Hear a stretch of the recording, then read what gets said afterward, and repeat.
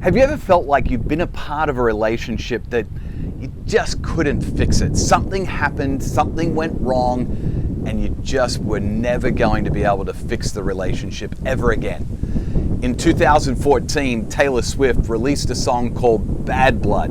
And in the song, there's a line where she says, "Now we've got problems, and I don't think we can solve them." In fact, she felt like there was no possible way for that relationship to ever be right again. I've felt that way in the past as well. In fact, if I'm honest, there are some relationships even today that I feel like I'm not sure if we could ever get back to the way we were. By the end of today's talk, I want to give you a different lens to look at a relationship, perhaps for the first time, a lens that you can view a relationship through that will give you hope, even for those relationships that you have bad blood in. But here's the reality. We all default to a lens when we look at bad relationships that I think we've got to identify in order for us to be able to look at this new lens. So let's take a look. Now, before we look at this lens that we all tend to default to, I've got a question for you. In life, would you consider yourself a dreamer or a realist? I consider myself a dreamer. In fact, every morning when I wake up, I've got 6 or 7 new ideas before I even get out of bed that I'm dreaming about. My wife, on the other hand, is more of a realist. In fact, before we get out of bed, I share with her my 6 or 7 new ideas, and she takes out her figurative shotgun and shoots down all my dreams. No, I'm just kidding. She's actually quite supportive. But whether you're a dreamer or a realist, when bad blood enters a relationship, maybe you've been hurt, maybe betrayed, maybe you've been abandoned, maybe you felt rejected or you were wrongly accused. Whenever bad blood enters a relationship, whether you're a realist or a dreamer, I think we all begin to default to the lens of impossible when it comes to having a good relationship. Once that bad blood has come into the relationship, we think it's impossible for it to ever be the same. So we fall into the state of doubt, maybe even a bit of despair, discouragement, or disillusionment about that relationship that's got bad blood. So here's a question for you. How can we move beyond the impossible lens? How can we look at maybe a different lens that can bring hope and maybe even some encouragement to those relationships that have bad blood? Now, if you've got doubts, maybe even you're discouraged or despaired around a bad blood relationship, I want to encourage you with something. You're not alone. You may have big doubts whether there's even hope in that relationship ever being good again. I still have doubts. In fact, I not only have doubts about future relationships being restored or present relationships, I still have big doubts about faith. And maybe you've got some big doubts about God, church, the Bible, Jesus, religion. Maybe you've got big doubts about whether any of this is even possible. I want to encourage you and let you know that you're not alone. In fact, the first followers of Jesus, the very first ones, they had big doubts about whether things could be possible or not. In fact, there's one story where Jesus was talking about going to heaven and entering the kingdom of God, and he talked about what was required for people to be able to go to heaven. His first followers were so discouraged that they actually doubted, and they said, it seems like it's impossible for anyone to be able to go to heaven. Matthew, one of Jesus' first followers, recorded for us Jesus' response to their big questions and their doubts. He said it this way in Matthew chapter 19, verse 6. He said, "With man, it seems impossible, but with God, all things are possible."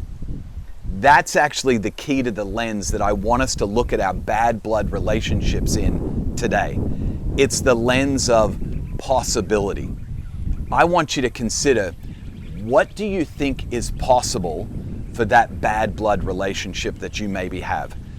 And here's an even bigger question, not because of what's in the question, but because of who's in the question. What do you think God thinks is possible in that bad blood relationship? I've got some things I want to share with you that I'm convinced, in fact, I guarantee this list of things I'm about to tell you, God thinks is possible for that bad blood relationship. I know that's a big statement, but I'm guaranteeing again, this list is what God thinks is possible for you and your bad blood relationship. Now, I recognize the question, what does God think is possible for you and your bad blood relationship? Could be a bit of a stretch for some people. You may even be thinking to yourself, Jason, I'm not even sure if I believe in God. So what does God think is possible is a very hard question for you. I want to just thank you for, first of all, watching this video, and I want to acknowledge that that may be the case for some people. But here's what I want you to know. In fact, if you don't hear anything else from this talk, even if you don't believe in God, don't miss this. God believes in you. Even if you don't believe in God, God believes in you. In fact, He not only believes in you, but He loves you. In fact, that's what this entire story, the story of the Bible, the story of God, the church, and Jesus is all about. It's all about God showing that He loves you and He believes in you, so much so that He sent His only Son, Jesus, into the world for you. He died on a cross for you, He was buried, and He rose again from the dead, proving that He was the Son of God, because He believes in you and He loves you. I hope you don't miss that. Even if you don't believe in God, God still believes in you. Now, this idea of thinking about what's possible, this lens of possibility, is so important because possibility is the fuel for potential. Think about this just for a moment. Back in the 1800s, somebody thought it was possible to transmit an image over an electronic line. That's how the first television was ever invented. Somebody thought it was possible, and that fueled the idea of television that was born in the early 1900s. Then somebody thought that you could take that same black and white image and you could actually transmit a colored image across that same line. Then somebody thought it was possible to transmit not just color television over a line, but actually through the air, through a wave in the air. They thought it was possible. And colored television and transmission began. Then the internet came along, and somebody thought it was possible to continue to do that same thing, which is why you're streaming this video today. It was possibility that fueled the potential. Now I want you to think about your relationship that has bad blood in it. What does God think is possible for that relationship? I want to give you a definitive list of things that I guarantee God believes is possible for you and for your relationship, even if it has bad blood. Here's the list. God thinks it's possible in that relationship and in your life for love, for joy, for peace, patience, kindness, goodness, gentleness, faithfulness, and even self-control. I know what you're thinking. As I said that list, you're thinking, Jason, you don't know this relationship. It's been fractured for years. In fact, I've been canceled by that person, or I've been cut off for them for decades. God would still say, even in that bad blood relationship, love is possible. Patience, joy, kindness, even gentleness, faithfulness, even peace is possible in that relationship. Now you may be thinking to yourself, I think I've heard this list before, Jason. Well, you probably have. You've probably heard this list of love, joy, peace, and so on, because it comes from a really famous passage in the New Testament, the second half of the Bible. It's written, this list is written in a letter that a guy named Paul wrote to a group of people that had just started following Jesus, living in a city called Galatia. Now, Paul was no stranger to bad blood in relationships. In fact, I can't wait to tell you how much bad blood he had in relationships in his own life. So in the letter to the Galatians, in chapter 5 of this letter, in verses 22 and 23, Paul writes these words. He says, "For the fruit of the Spirit," and then here comes the list, is love, joy, peace, patience, kindness, goodness, gentleness, faithfulness, and self-control.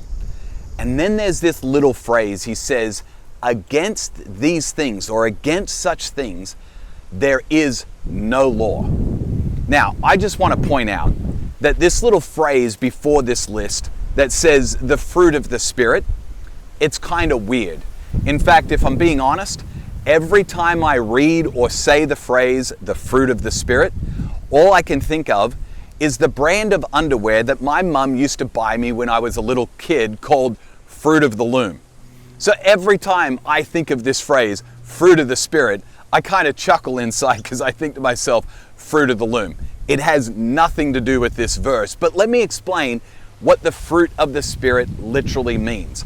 You could change the verse to say this: the products of God's presence in my life are love, joy, peace, and so on. That's literally what the fruit of the Spirit means. It means the thing that comes out of my life, or what my life produces, the products that are produced in my life because of God's presence in my life, His Spirit, are these things. Which is why I believe God thinks they're possible in your life and in your bad blood relationships. At the end of the list is another really weird phrase. It says, against these things, or such things, there is no law. That simply means this: there is nothing in this world that can stop these things from being possible. So essentially, you can't look at anything on that list and say, that's impossible. Against such things there is no law, which means every single one of them God believes is possible in your life. Not because of your own self-will or willpower, but because of God's presence and Spirit in our lives. In fact, the next verse after that talks about the way that this is possible is when we walk in step with the Spirit. It's kind of like a three-legged race that you ran when you were a kid in school. You were connected to somebody else, and if you went at the same pace that they went and in the same direction that they were going, you most likely were pretty successful at the three-legged race. The same is true with God's presence in our life, with His Spirit in our life. When we're connected to Him, when we go at the same pace and in the same direction that He's going, all of these things are possible. That's right. It includes love, joy, peace, patience, kindness, goodness, gentleness, faithfulness, and even self-control. God believes it's all possible for you and your bad blood relationships. Okay, so what's next in this bad blood relationship that maybe you're facing? Here's what's next.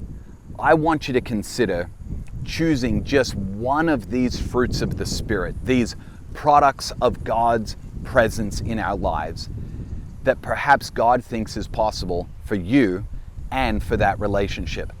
I want you just to pick one, and I want you to focus on that one over the next week or maybe the next coming weeks.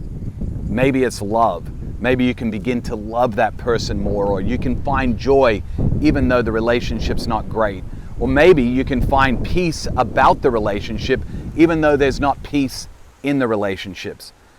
Patience, perhaps, kindness, goodness, gentleness, faithfulness, or even that big thing of self-control for you in that relationship. Which one does God think is possible for you in your life and in the relationship? You may be thinking, Jason, that's a tough one for me to answer. I'm not sure which one. Then I want to encourage you to ask some other people. Start with perhaps a spouse. If you're married, ask your spouse, which one do you think God thinks is possible in this relationship? Maybe you could ask a friend that is aware of the bad blood or the tension in the relationship. What do they think? And finally, the most important person I think you should ask is God. Ask God, what does He think is possible? Remember that possibility is the fuel of potential. Possibility fuels potential even in a bad blood relationship. And God thinks all of these things are possible. Now, some of you, again, I know are still thinking, Jason, I'm not even sure if I believe in God. Here's what I challenge you to do this week. Begin asking God what's possible. Maybe even say these words, God, I'm not even sure if you are possible or if you're even real, but I want to ask you, God, would you tell me what you think is possible in this relationship? Give it a try. I can't wait to see how it goes for you. To wrap things up, I want to share with you a story from my own life that I hope is an encouragement to you. In 2014, I wrapped up a job and was taking a new job, and when I gave my letter of resignation to my boss and the owner of that company, it didn't go down well.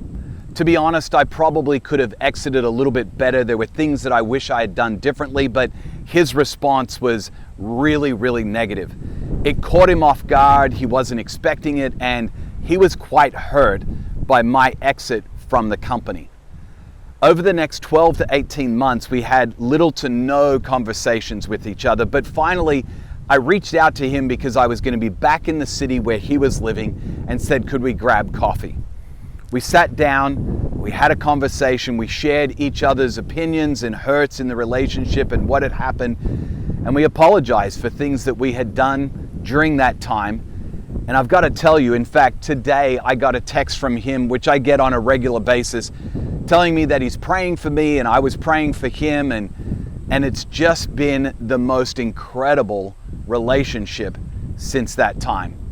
But if you had asked me, Jason, in 2014 and 2015, do you think it's possible that you would have a relationship with this guy ever again, let alone actually do some coaching and encouragement for him and his team? I would have said to you, impossible. It'll never happen. But God thought it was possible. So I want to encourage you, there is hope. I know some of you are saying, Jason, but you don't know my situation.